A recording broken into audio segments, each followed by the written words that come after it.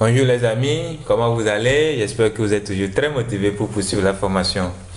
Alors, dans cette partie, nous allons continuer à mettre en place notre contrôleur. Donc, il faut qu'on commence déjà par faire les tests pour voir si tout est bien opérationnel depuis là. On n'a jamais exécuté pour voir ce que ça peut donner. Donc, on va démarrer notre application. Au moins pour voir si jusqu'alors on n'a pas fait d'erreur dans tout ce que nous sommes en train de faire. Donc au moins on avait quelque chose de fonctionnel ici. On va toujours le tester. Started, ok. Donc on revient sur on prend notre navigateur. On avait localhost 2.80.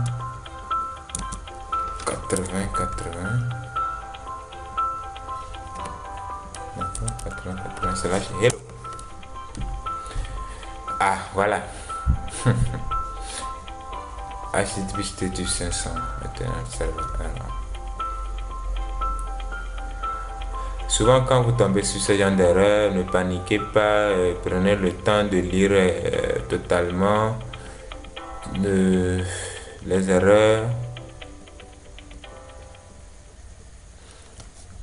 JP Entity Manager is unable to build. Okay.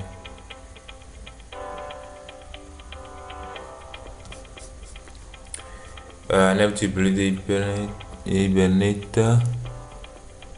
Repeat column in mapping. Repeat column. Ok, ici on dit repeated column in mapping for entity. Com.tuto.spring model. Ok, donc nous avons répété cette colonne. On doit aller revoir cette colonne rapidement.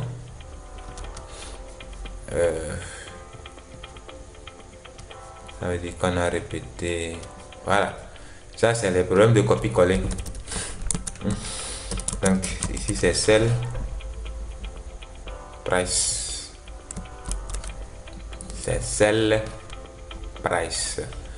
Voilà, donc notre projet redémarre et on revient pour voir si tout est ok. Voilà, donc tout est ok. Donc je pense que tout est bon. On va continuer avec notre contrôleur. On va aussi mettre en place une méthode qui va nous permettre de récupérer la liste de toutes nos catégories. Là, je pense que depuis le DAO, nous n'avons pas encore mis en place cette méthode. Et donc, il nous faut cette méthode-là. Donc, nous revenons carrément dans l'interface public. La méthode va nous retourner une liste de la superclasse. D'accord? Donc, base. Donc, ceux qui aussi ont des problèmes avec les listes, les array listes et autres, je pense que c'est l'occasion aussi de poser les questions. D'accord, je vais répondre à toutes vos questions. Bon, on va plutôt retourner une entité. D'accord, liste 1. On va dire, on va l'appeler comment? Get all. La méthode prend en paramètre une classe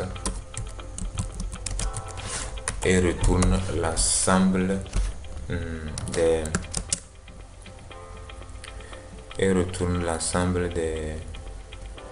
enregistrements de la base de données correspondant à cette classe. Donc faites attention, il faut prendre liste de java.util. D'accord, voilà. Maintenant nous devons revenir ici faire l'implémentation de cette méthode là. Je ne veux pas écrire moi-même, je vais générer ça. Voilà. Bon, j'espère que vous suivez très bien. Maintenant, nous allons introduire une notion peut-être un peu complexe. En fait, moi, j'ai pris la partie qui est plus complexe de la chose. On pouvait très simplement utiliser le JPA repository, le CRUD repository, de Spring pour aller très vite et simplement, mais je crois que je veux respecter l'adage qui dit que qui peut le plus peut le moins. Donc si on comprend bien l'utilisation de Entity Manager et les choses les plus complexes, je pense que ça sera très facile pour vous maintenant d'aller lire et comprendre l'utilisation des choses les plus simples. Sinon, donc ici nous allons utiliser le Criteria Query. Donc ça aussi c'est une notion un peu. Donc je l'ai juste introduit aussi pour qu'on puisse débattre là-dessus s'il y a des questions, parce que quand les requêtes deviennent un peu complexes, vous serez obligé de les utiliser. Donc le Criteria Query, en fait, c'est des méthodes qui sont dans les classes des interfaces qui vont nous permettre de faire des requêtes, en fait. Donc nous allons aller récupérer l'objet Criteria Query de Entity Manager rapidement. Donc on va l'instancier comme ceci, Criteria Query, d'accord, Criteria Query, query, et ça sera le Criteria Query sur quoi? Sur un objet, une entité. Criteria Query, on va l'appeler Criteria, donc c'est un critère de requête. Égal, donc il faut l'importer, il faut importer le Criteria Query de Java Persistence, ou bien c'est de l'autre.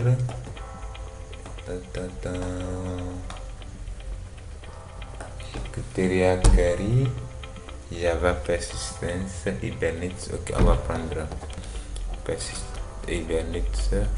Attendez, c'est lequel j'ai pris. Ok, Persistent Criteria, c'est bon. Est égal à Entity Manager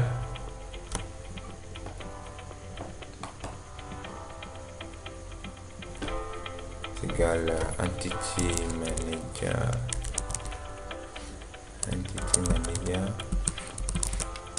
point get criteria bulletin, d'accord, point, et on va créer la requête sur la classe, donc create query, il n'y a pas create query, voilà, create query, et je passe paramètre. Voilà, donc nous avons récupéré notre Criteria Query de l'Entity Manager. Maintenant, qu'est-ce qu'on va faire? Les requêtes, c'est quoi? C'est le select from, d'accord? Donc le select est dans le Criteria, donc on va appeler Criteria.select from quoi? From la classe. Donc Criteria.select, on mettra entre parenthèses le nom de la classe, donc Criteria.from, le nom de la classe, d'accord? Donc toutes ces grandes parties point select Criteria Query point from la classe que nous avons passé en paramètre, d'accord? Et maintenant, qu'est-ce qu'il faut faire? Il faut retourner le résultat. Le résultat, c'est quoi? C'est une liste d'une entité quelconque, comme c'est mis ici. D'accord, result list égal à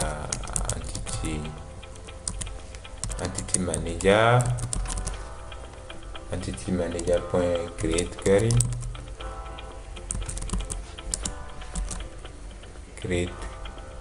et puis je lui passe le criteria, excusez-moi, criteria, c'est bon, point get result list, voilà, pour retourner le résultat.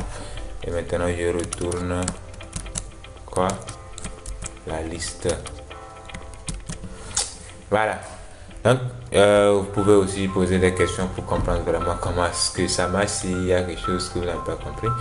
Donc ce qu'il faut retenir ici, il faut rapidement récupérer le Criteria Query de Entity Manager, d'accord, et ayez en tête que les select from where, etc. que vous connaissez avec la requête se retrouvent sur l'objet criteria.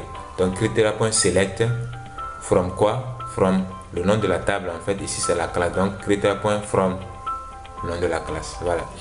Donc maintenant nous allons retourner dans le base controller afin de mettre en place une méthode qui va nous permettre de récupérer l'ensemble des catégories. D'accord? L'ensemble des catégories. Nous allons plutôt dans le contrôleur.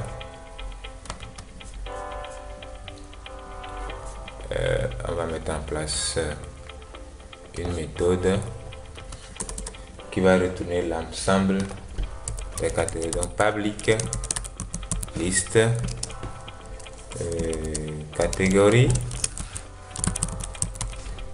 Il va retourner une liste de catégories et on va l'appeler get all categories. Catégories en parenthèse. Est-ce qu'il va prendre un paramètre? Non. Il faut importer. Ça déjà va être utile. Maintenant, qu'est-ce qu'il faut faire? Il faut juste retourner return base service point quoi get all. La méthode nous devons mettre en place. Et comment on a appelé la méthode? Dans on n'a pas. Ok. Il faut qu'on redéfinisse cette méthode ici dans le service. Excusez-moi. Nous devons redéfinir rapidement cette méthode dans le service. D'accord? Qui va nous retourner la liste de base. J'ai oublié. Public list.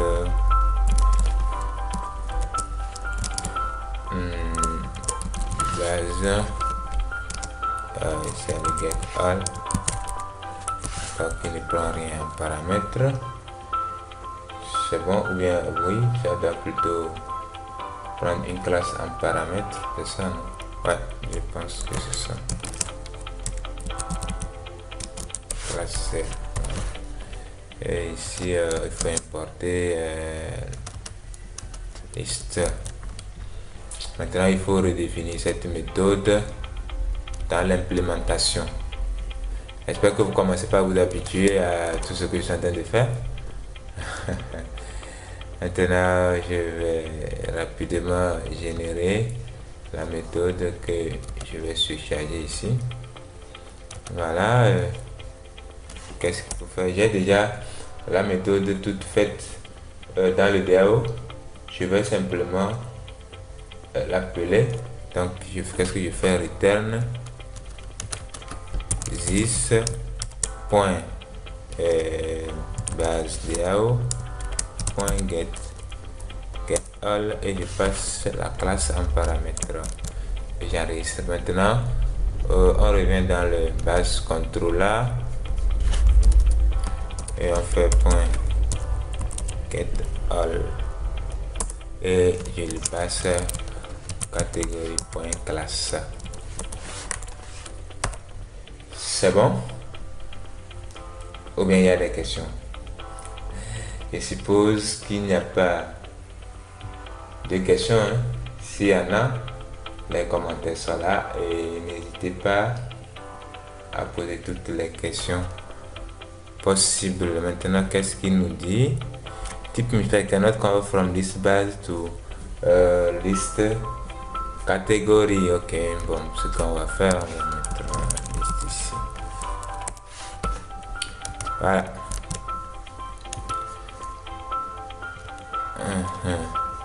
Donc maintenant, nous n'avons pas encore notre base de données créée. Qu'est-ce qu'il faut faire pour pouvoir créer la base de données? Spring prend tout ça en charge. Bon, la base de données est créée, mais les tables ne sont pas encore créées. Spring prend tout ça en charge. Donc nous allons juste aller faire des paramétrages pour que les tables soient créées conformément à notre modèle. d'accord, à notre classe. Donc, on se retrouve maintenant. Vous allez dans la, répétons, dans le répertoire source, main, resource. Vous prenez application.properties. Vous vous rappelez, on était là-bas pour faire la configuration à l'accès à la base de données. Donc maintenant, nous allons dire à Spring comment est-ce qu'il faut gérer la création des tables. Donc, nous allons mettre la propriété Spring Spring.jpa Spring.jpa.hibernate hibernate.ddl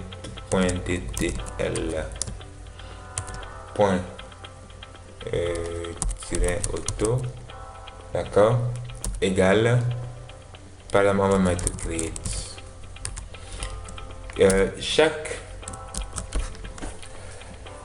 Cette propriété a plusieurs valeurs. On peut mettre create, on peut mettre create drop, on peut mettre update, etc.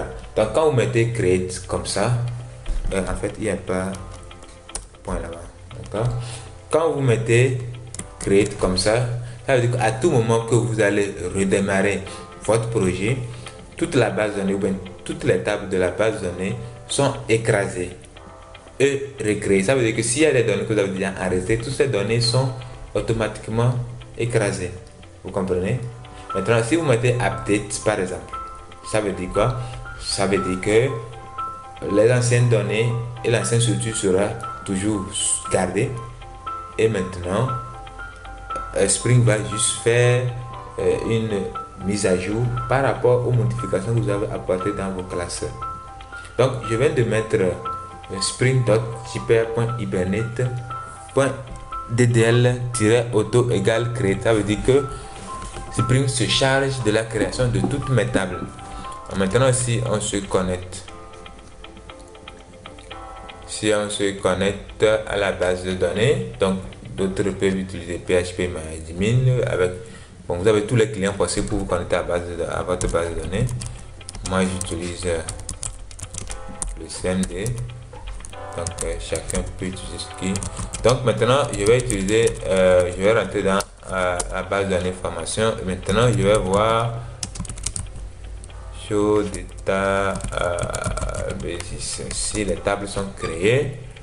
La base de données, bon, ok, attends, c'est show tables, d'accord, vu que je suis déjà rentré, voilà. Donc vous allez remarquer que, d'accord, vous allez remarquer maintenant qu'il y a la table catégorie qui est déjà créée. Donc qu'est-ce que je vais faire? Je vais faire un insert into, d'accord, insert into catégorie, catégorie entre parenthèses name, maintenant value entre parenthèses test. Donc il va entrer une catégorie que j'appelle test, d'accord. ID field de catégorie avec default value. Et pourquoi il dit ça? Nous l'avons très bien dit que c'est stratégie égale generation type dot identity. Ça c'est, donc on a mis ID, on a mis generated value, generated value stratégie égale generation type dot identity, et arrobas colonne name égale catégorie ID, private long ID. Ok, je pense que tout est au complet. Qu'est-ce qui est field catégorie identity have a default value? Bon, en attendant qu'on aille vérifier tout ça, bon, je pense qu'on va juste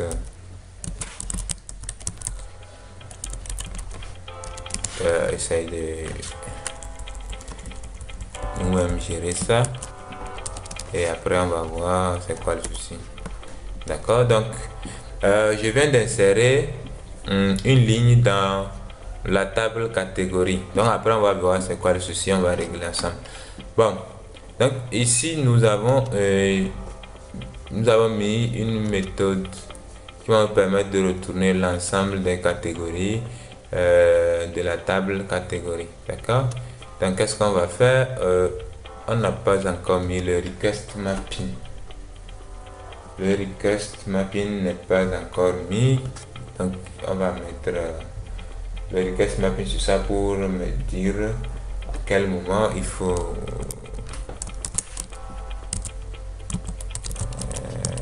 request entre parenthèses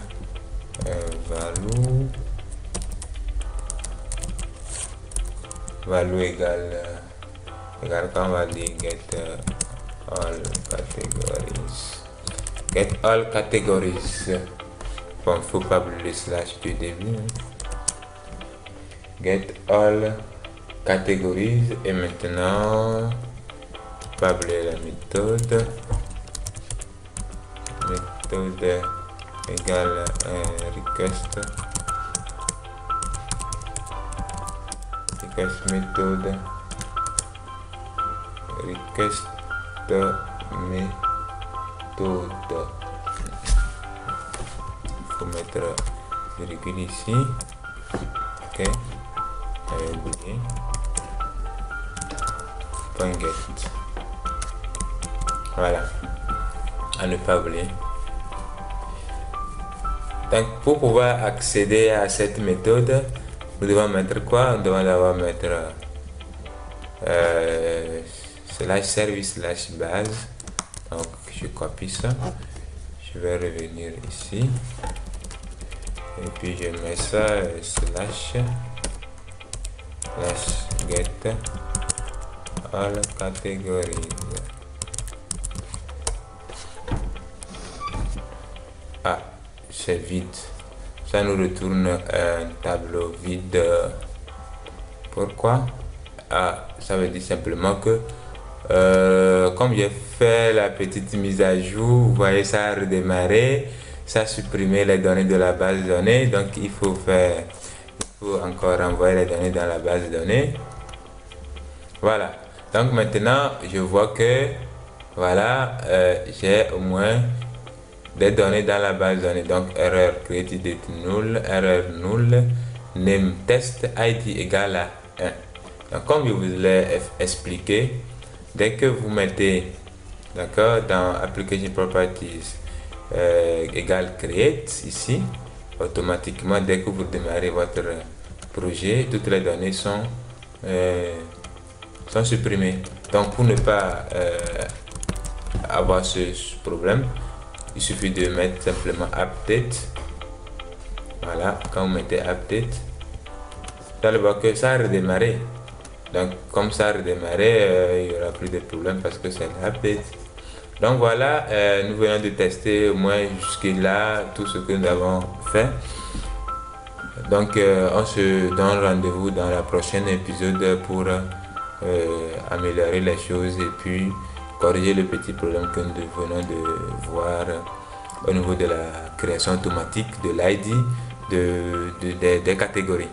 D'accord, donc jusque là, restez branchés et posez toutes vos questions. À plus.